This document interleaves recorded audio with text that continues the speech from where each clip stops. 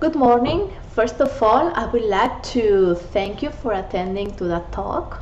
Also, we would like to express our gratitude to Agglutinates for offering us the opportunity to share our knowledge about semen analysis and automatic CASA systems with all participants. But before doing anything, I would like to do a brief introduction about our company, MICROPTIC. We are a leading company in the field of semen analysis. We have an extended experience on developing automatic systems for analyzing semen. Actually, in 1997, we developed the first motility and concentration module for the SCA system. And until now, we have developed so many new automatic modules for improving the routines required for doing a complete semen analysis according to WHO guidelines.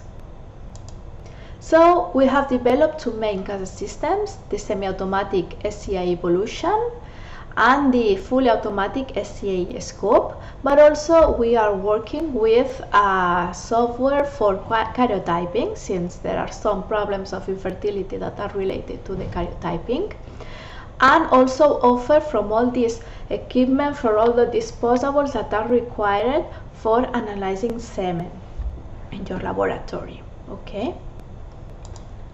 So we have installed more than 2,000 systems all over the world, and we are collaborating with more than 70 different companies worldwide.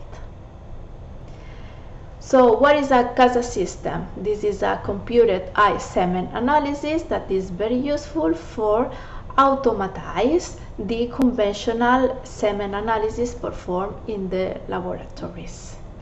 We have developed two main CASA systems, the SCA scope and the SCA evolution, that allow you to calculate more than 100 different parameters all over semen samples, including motility and concentration, vitality, morphology, DNA fragmentation, acrosome reaction, and leukocyte analysis.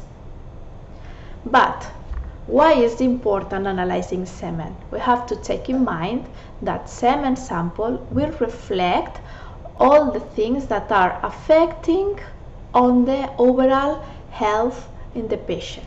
So it's very sensitive to the environment, the disease, and the lifestyle that has each male. So semen analysis is not only useful for evaluating fertility, it is also useful for getting an overall overview of the healthy condition for each male, including if there are some problems with diabetes, if this patient has diabetes, if have hypertension. All these diseases will affect on the sperm features and on the sperm quality. Therefore, just analyzing semen, you will be able to detect potential disease in the male and also the effect of external factors that could be affecting on the quality of the ejaculates. So it's important to take in mind that semen analysis is not only useful for evaluating the infertility. Here I have included one publication in which has been revealed the synergetic effect between the age of the males and the sperm concentration. So I think that could be interesting for you. Okay, but we will just focus on what are the standard guidelines for doing a good semen assessment. This is why I have included I have summarized in that presentation what are the minimum requirements for doing a good semen analysis according to the World Health Organization guidelines. In that last edition, it has been so many modifications, and here I will show you in that presentation. So in that last edition, the guidelines has been divided in three main chapters: those that are regarding basic semen analysis, those focused on extended semen analysis, and advanced semen analysis. Those that are mandatory for all laboratories are the basic ones, so we will pay attention to that test. So, very important for doing a semen analysis is just to take in mind the timing, because there are some sperm features that are very time dependent and will vary a lot with the passage of time. So, according to WHO, once the sample is ejaculated, should be immediately weighted for assessing the volume and put it at 37 degrees for allowing the liquefaction. Then macroscopic assessment is required, and then once sample is fully liquefied, we can start just analyzing motility, pH, and vitality. These three sperm features are very sensitive to time dependent. So you should assess it as soon as possible, preferably between the 30 and 60 minutes after ejaculation. Okay? Then you can prepare smears for morphology, or you can just assess sperm concentration or do other tests that are not so sensitive to the time. In that last edition, it has been highlighted the importance of the volume, of taking in mind the total volume ejaculate for doing a good interpretation of results. The lower reference limit in that edition has been pointed as 1.4 milliliters, okay? And this should be important for detecting possible obstructions on the ejaculatory duct, absence of the vas deferens, okay? There are some cases in which there are this type of abnormalities. If there were collection problems, if the first fraction of the sperm sample has been lost, this will have a huge effect on the interpretation of results. Or if there are retrograde ejaculation, should be also assessed by combining the analysis of sperm concentration and the total volume of ejaculate. Okay. Also, it's very important to assess for the macroscopic information in order to detect if there is a risk of finding other cells that are not sperm cells in the ejaculates. That could be red blood cells, blood, white blood cells, and antibodies, and that this will have a very deleterious effect on fertilization. Actually, the sperm antibodies are present in a high percentage of patients diagnosed as idiopathic. So this could entail some difficulties for penetrating the cervical mucus, for recognizing the oocyte, okay, and therefore for fertilization, both natural and artificial fertilization. This is important to take in mind. This is why it's recommended to do some specific antibody test, like this one that is offered by MICROPTIC, in which when there are high level of aggregates or agglutinates in the semen sample, it should be tested the presence of antibodies, just mixing an antibody, some immunobits, latex bits that are coated with antibodies, with an antiserum and the semen sample. You will see if the sperm cells are linked or not to these bits, and therefore just counting how many sperm cells that are attached to the bits, you can just have an overview of the percentage of antibodies on the semen sample. Also, it's very important to assess for motility, vitality, sperm concentration, presence of other cells in semen, and morphology. We will explain detailedly test by test. Okay, for doing motility, in the last edition of the WHO has been suggested to do it at 37 degrees, not at room temperature like in previous edition. And now the classification has changed to classifying the sperm cells to type A, that are rapid progressive, B, slow progressive, C, non-progressive, and D, immotile. Okay. Also, it's very important to do 2 replicates counting 200 sperm cells for each replicate and compare what are the difference between replicates in order to evaluate if we accept or not this difference between replicates. Concerning concentration, we should assess also 2 replicates of 200 sperm cells in a specific counting chamber, like could be the Neubauer or the Mackler chamber. Okay. The standard procedure should be followed for that samples that have above 2 million sperm cells per milliliter. If not, the sample should be concentrated, centrifugated, and assessed on a different way.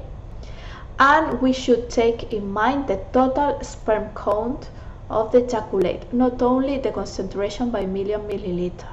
Okay, there is a difference between sperm concentration and the total sperm number, that are the total number of sperm cells in the full ejaculate, not only in 1 milliliter. Okay, so how the SCA system has fit to that requirements indicated by the WHO guidelines. In the motility and concentration module, the systems allow to quantify simultaneously the different classification for motility, for sperm motility, also allow to calculate the sperm concentration, but also include the quantification of round cells and some functional tests that we will talk about later. Okay, so on the same analysis that takes less than a minute, you will get the overall concentration by million milliliter and million per sample, the 4 categories for classifying sperm according kinematics for motility. Also, you will get the concentration for round cells if they are present in the ejaculate, and also very detailed information about kinematics of sperm cells. These parameters will be crucial for getting a good understanding of the behavior of the sperm cells, since combining some of these parameters, like could be the velocity, progressivity, and lateral movement of the head, you can predict if the sperms are moving as expected or have a different behavior induced by an external factor that is affecting on their natural behavior. Here I have included 2 publications, 2 meta-analyses about the sperm concentration and how has changed all over the time. This could be interesting for you. Now we will move to vitality. WHO recommends doing vitality following different procedures. The most commonly used is the eosin-nigrosin staining method for evaluating the functionality of the membranes. So when sperm cells are alive, the membranes are working properly well, and when you incubate it with an eosin coloration, this eosin will not be able to penetrate the cell because the membranes will refuse the entrance of that coloration. Therefore, these sperm cells will not be stained. Conversely, damaged sperm cells in which the membranes are not working properly will not be able to refuse the penetration of the eosin, therefore will be stained on pinkish. So just combining this eosin with nigrosin in the background for highlighting the contrast between alive and that is not staining on the background is easy to quantify how many dead and alive sperm cells there are in the sample. This is very important to do that test when there is a high percentage of immotile cells. Actually, when there are more than 40% of immotile cells, in order to evaluate how many of these cells are not moving because are dead, or if are not moving because they cannot. This could happen when there are genetic ciliary problems or structural defects in the flagellum. Therefore, it is interesting to combine that results to that obtained from the motility and concentration module. With the SCA system, also is possible to do that test automatically in less than a minute when combined to a compatible stain like Brightbit, that is an eosin-nigrosin solution that provides a very clean and very homogeneous background. Okay, but also is important just to not only paying attention to the sperm cells, also is important to counting if there are other cells ejaculated. When there are more than 1 million round cells ejaculated, it could indicate a risk of infection, okay, in case in which these round cells correspond to white blood cells that are activating because there is an infection or an inflammation. Therefore, to evaluate what type of round cells there are, it's recommended to do a peroxidase test in order to check the presence of peroxidase positive leukocytes in the ejaculate. MICROPTIC has developed a specific automatic module for doing that test that has been trained for differentiating what are peroxidase positive cells that are stained in brown from those cells that are not staining. Okay, and the coloration is performed with that kit, the leucoscreen test, also provided by MICROPTIC. So, when the peroxidase positive test is positive, we can directly send that sample to the microbiological department in order to do the culture, the cell cultures, and the antibiograms for treating as soon as possible the patient. But what happens if that test is negative? We should to evaluate what are the types of round cells ejaculated. According to WHO, it's recommended to do a Papa Nicolau stain and evaluate what is the morphology, if there are immature germ cells or if there are other types of cells, like could be red blood cells. This type of counting can be also performed with the CA evolution system, but manually. Okay, in order to, you could incorporate that additional test to the routinary automatic analysis, maintaining the full traceability, the image and classification of the analysis. Now we will move to morphology. Ideal human sperms, according to WHO, should be those sperm cells with smooth oval-shaped heads, with an acrosome that covers from about the 40-70 of the sperm head, without abnormalities in the neck, midpiece or tail, and without cytoplasmic residuals. Okay?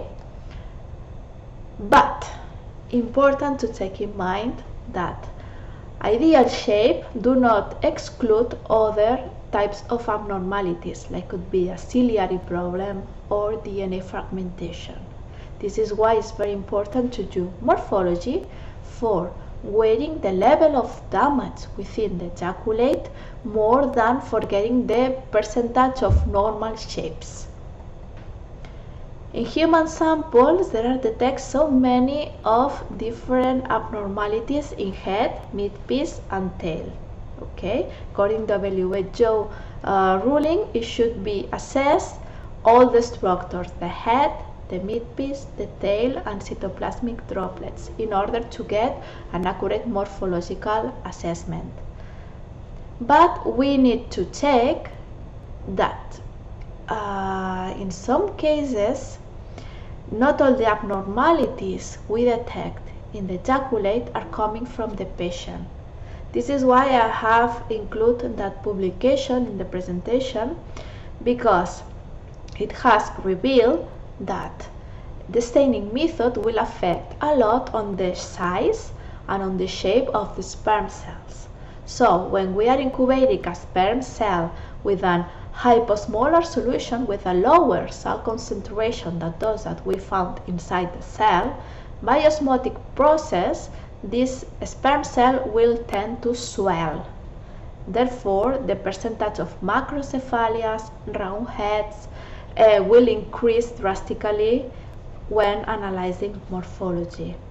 Conversely, when we are using a staining coloration that are hyperosmolar with a higher concentration of cells than those that we found inside the sperm heads, the process is the opposite. The water content from the sperm cell tends to go outside, and there is a shrinkage of the cell. Therefore, the percentage of microcephalias, elongated, thin heads could increase.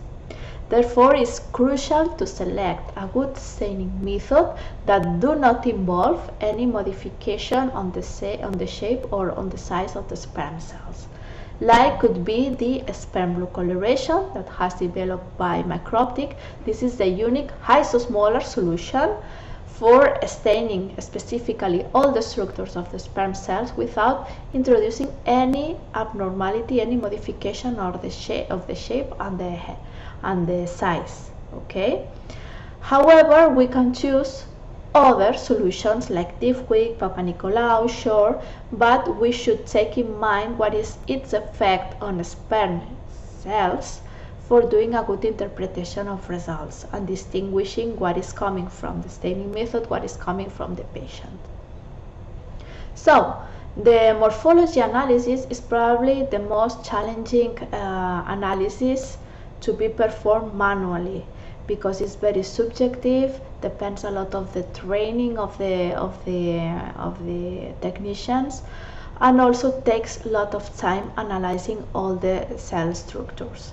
This is why from MICROPTIC we have developed the morphology module that allows to evaluate all these parameters and also calculate some indexes that allow to quantify the level of damage within the abnormal part.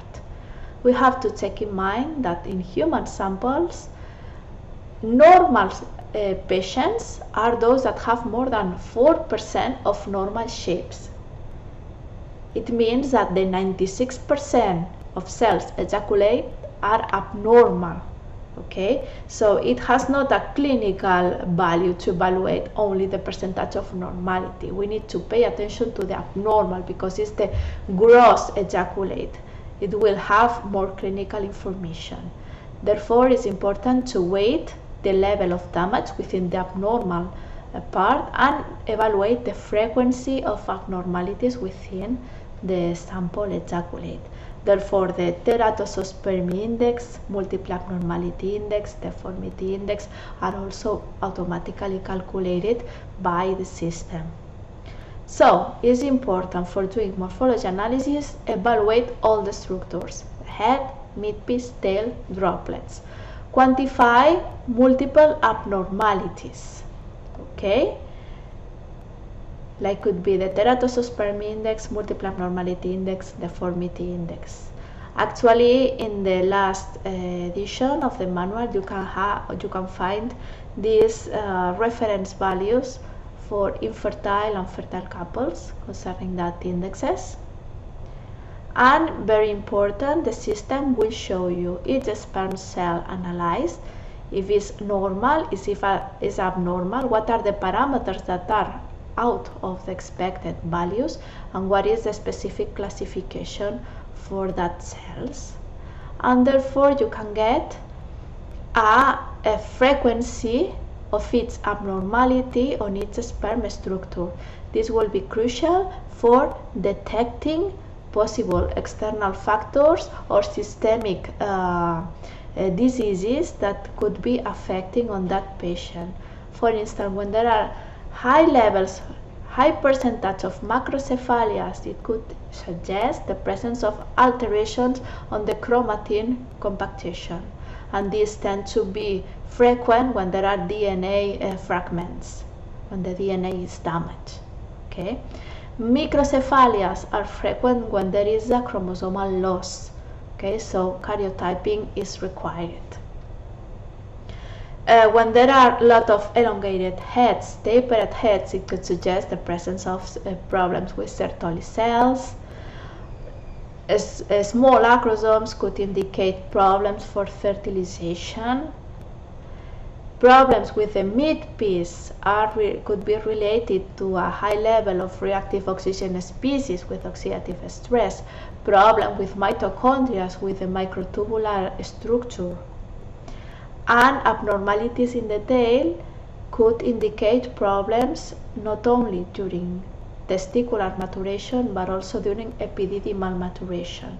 Normally, when you find coiled tails are related to high temperatures on testes that could be related to varicocele.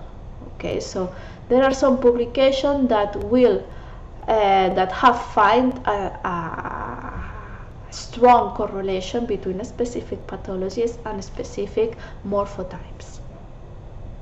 So, important to take in mind that the sperm shapes are very sensitive to the environmental factors, all these things that are happening from testes. Therefore, evaluating its morphology will give you very valuable information about what is wrong with the patient. Okay. What about those hospitals that are also assisting these couples that are not able to get babies by natural processes? Okay, we have to take in mind that practically the half of the couples that are suffering from reproductive problems are diagnosed as idiopathic. That means that nobody knows why. In some cases, these problems could be related to hormonal imbalance, immunological problems like the presence of antibodies, but also to alterations in the physiology, specifically to the male physiology. This is why nowadays there are so many publications that highlight the importance of doing additional tests, additional sperm functional tests that will give you more information about what is wrong with the sperm cell, and specifically in what steps the sperm cell will not be able to overcome the natural barriers found in the female tract. Again, the sperm sample is very, very sensitive to the environment, to the lifestyle, and could have effect at different levels, not only affecting on morphology, on motility, also affecting on the viability of membranes, on the ability of the sperms to undergo capacitation, acrosome reaction, to hyperactivate, or to recognize the oocyte. Okay, so environmental factors could have effect at a very different levels. This is why it's important to do sperm functional tests, like could be the sperm cervical mucus penetration, in which is assessed the ability of sperms to penetrate the cervical mucus, the capacitation hyperactivation test, in which is evaluate the sensitivity of sperms that have overcome the cervical canal and reach the fallopian tube. Once they arrive there, how many are capacitated and how many are able to perceive the chemical stimulus from the oocyte and trigger the hyperactivation movement, this behavior that will allow to reach the oocyte. The acrosome reaction test is an in vitro test in which is simulated the process of binding to the zona pellucida, and therefore you can just evaluate how many sperms will able to trigger the acrosome reaction or not once binding the zona pellucida. And obviously very important to take in mind the DNA fragmentation test in order to check what is if there is any risk of embryo development failure after fertilization. So with the STA systems, you can just assess all these tests automatically, just minimizing the type of handlings or sample preparation in your routine. Let's talk about detailed. For instance, when you receive a semen sample, okay, a fresh ejaculate, most of hospitals directly, if they want to use it for a reproductive assisted technique, they directly do ICSIs because it guarantees the fertilization. Okay, but this is a very invasive method and is not always required. Therefore, it's important to, once sample arrive, to evaluate, to do a prognosis about what will be the success of the technique by using a simple IUI. How to do that? Very simple with the STA system. At the same time that you are evaluating motility and concentration, the system is evaluating the velocities, the progressivity, and the lateral movement of the head of the sperm cells in order to predict how many of these sperm cells are able to penetrate the cervical mucus when there is not a female factor under natural conditions. Okay? So when there are more than 5 million sperm cells able to penetrate the cervical mucus, this sample should reach by natural process the fallopian tube. Okay, therefore is not required any technique for reaching the fallopian tube. Conversely, when there is below 3 million, it is required some help, and an IUI could be the less invasive method for helping that sperm cells that have no significant problems over structure to reach the fallopian tube and allow the natural process of fertilization. Okay, but there are some patients in which these sperm cells, once reach the fallopian tube, are not very sensitive to hyperactivate. This is why it's important to test for the sensitivity of sperm cells to hyperactivate before doing any treatment. So how to do that? By doing a conventional density gradient washing, you are simulating this natural stage of penetrating the cervical mucus. Okay, you are just doing a selection of the best motile, the best morphology part, but also are capacitating the sperm cells. So when you do a density gradient, if you incubate it with some IVF media, you will see this type of behavior of the sperm cells. First, the sperm cells are moving so fast, following a very progressive track. Then, as soon as they start hyperactivating, the lateral movement of the head will increase. So when sperm cells are fully hyperactive, will swim like following this type of star-like movements. So you can evaluate that behavior after the density gradient in order to check how many sperm cells are hyperactivated or not. This is very simple to do it with a CASA system. It takes less than a minute. Okay. So when these sperm cells are not sensitive to hyperactivate, that means that there are below 1 to 3 million of hyperactive sperm cells in the ejaculate, it is recommended to do an IVF. Okay, because these sperm cells, after the insemination, will not reach the oocyte because are not sensitive to hyperactivate. Therefore, you need to help them with an IVF. That is the second less invasive method for assisting reproduction. But also is important to take in mind the ability of sperm cells to recognize the oocyte and trigger the acrosome reaction. Okay, so before doing any IVF, it's important to test if these sperm cells are recognizing the oocyte. This will difficulty having when there are antibodies, for instance, or the sensitivity of sperm of acrosome vesicles to react after binding with that functional test of acrosome reaction. If the sperm cells are properly reacting, okay, you can do the IVF successfully. If not, you can help the sperms by doing an ICSI, the most invasive procedure for assisting reproduction. Okay.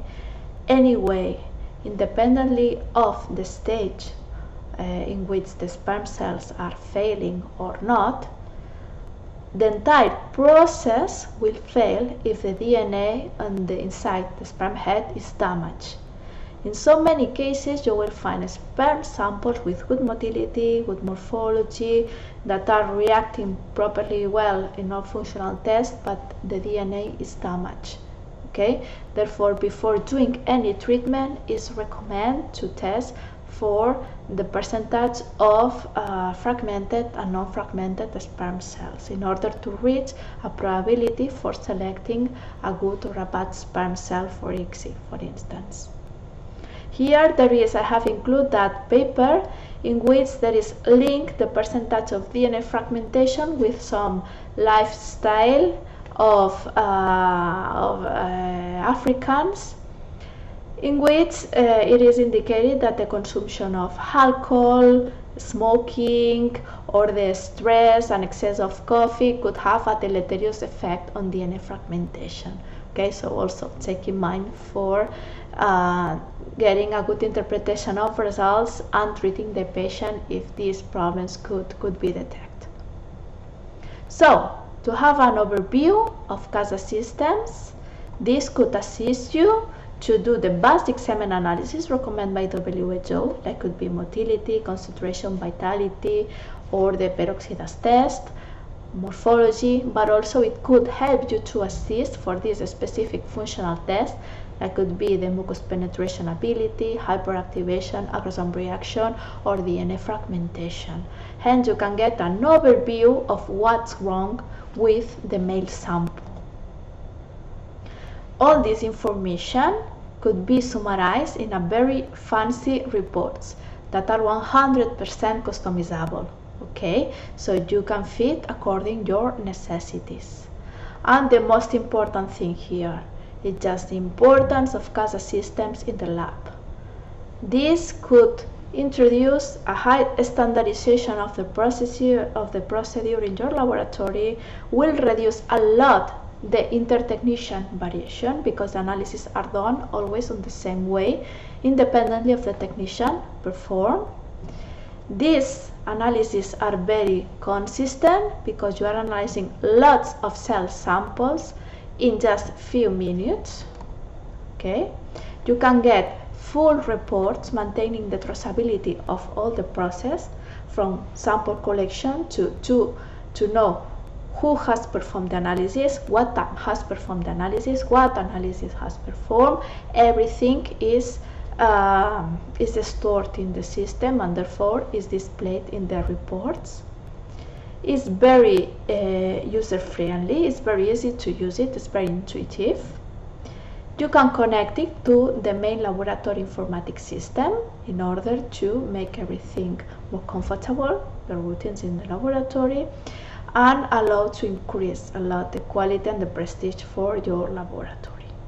Okay, so thank you so much for your attention. Now if you have any question or anything you want to share with all the attendants, it's your opportunity.